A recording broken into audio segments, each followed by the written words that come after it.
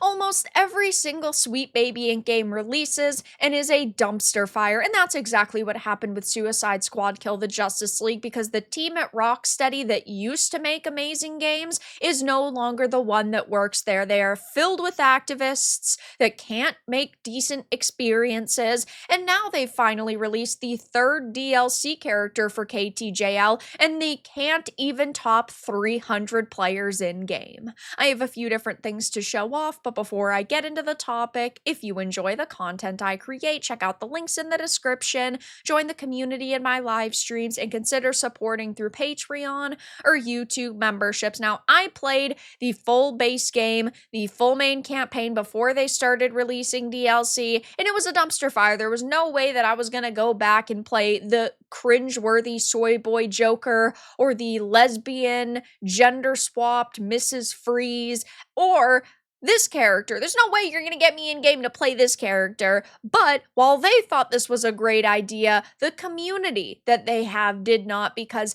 they cannot even muster more than 300 people in game for this release.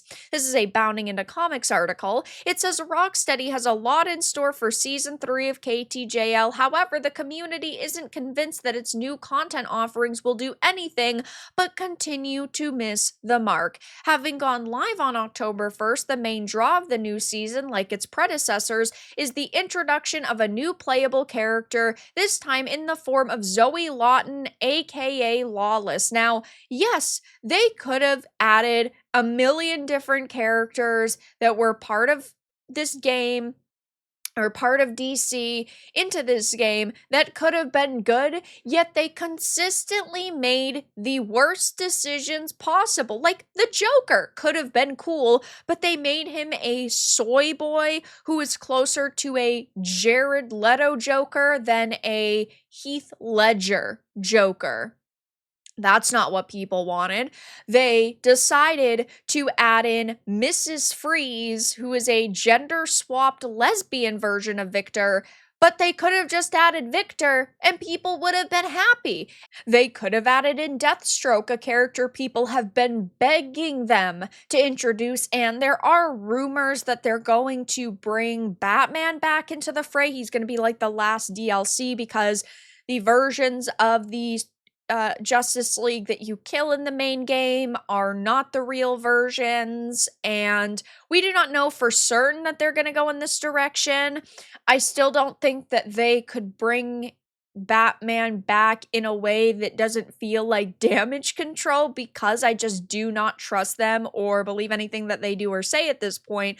Though they introduced Zoe Lawton, a character virtually nobody asked for, and instead of being like really cool and really awesome, she's basically, at least as they call her, an ethical thief and a communist, which isn't really the type of character people are jiving with, because there are only 231 players in game. And keep in mind, this released yesterday, so you would think, oh yeah, maybe release day, the numbers were super high, they were super good.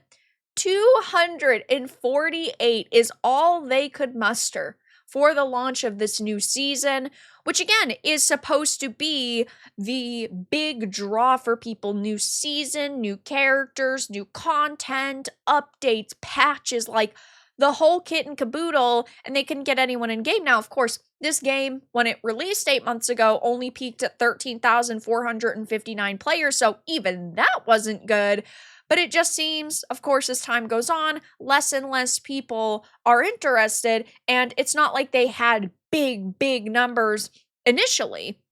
I mean, these numbers are so bad, it's not even going to make a blip on the chart. The Joker DLC had back in like April, and the Mrs. Freeze had like a very tiny uptick, though you can't really even see it unless I point out, oh, hey, it's right here at this line if you look to the left. And then the Zoe Lawton one did not even make a difference. It's just so disappointing, because the Arkhamverse, in my opinion, is so fucking amazing. I love Origins, Asylum City. I wasn't the biggest fan of Arkham Knight. I thought that it was the weakest experience out of them all, but it was still pretty good, and I did like Nightfall Protocol. I thought they ended it in a fantastic way. And it just seems that the people at Rocksteady now have absolutely no idea why we love the Arkhamverse. And we know that Warner Brothers had admitted they lost a lot of money on this game. $200 million is a hefty chunk of change. And I don't know what they were thinking besides the modern audience will show up, but we know the modern audience really doesn't exist. There's maybe 2,000 people who you can call the modern audience, and they don't particularly care. I think the majority of people who were part of this 13,459 and of course, console numbers, which we don't have, were people who wanted to give this a chance because they had so much love and nostalgia for the Arkhamverse. And that's why nobody's showing up now, because nobody really cared about the Suicide Squad. They primarily just wanted to know how they were continuing the Arkhamverse, and those people felt extremely disrespected by Rocksteady, and I completely agree. It's just pathetic that they introduced a character like Zoe Lawton instead of the 500 other characters that we were freaking asking for. I mean, imagine if they brought in a Catwoman. People would go nuts for a beautiful Catwoman. People would have gone nuts for a beautiful Harley. People would have gone nuts for a bombshell Poison Ivy. Instead, we got the Greta Poison Ivy. We got the feminist Harley. And never mind, other characters that they could have added in, like, I don't know, a really freaking cool Deathstroke, for example. I hope that they add him. I hope he's going to be the season 4, and they try to slightly redeem themselves, though they would have a lot of work to do. If maybe that DLC comes out, I would give it another shot, though this whole game is a nightmare, and Rocksteady deserves to fail.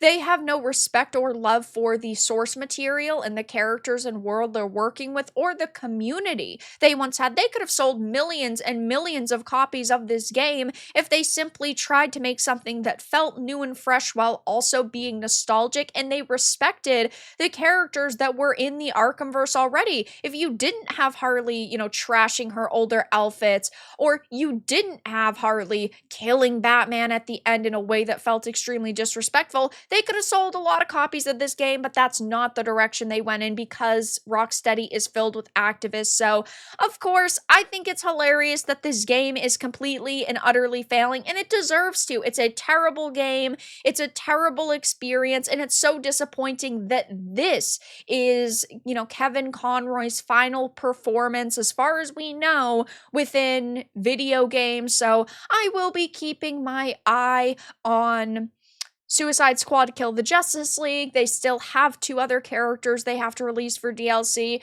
but I don't think that this is going the way that they expected, because virtually nobody came back to give this season a chance. But that's all that I really had to discuss in this video. Let everyone know your thoughts in the comments below. If you enjoyed this, give it a like, and if you didn't, give it a dislike. I appreciate your support either way, but I will talk to you all again in the next video really soon.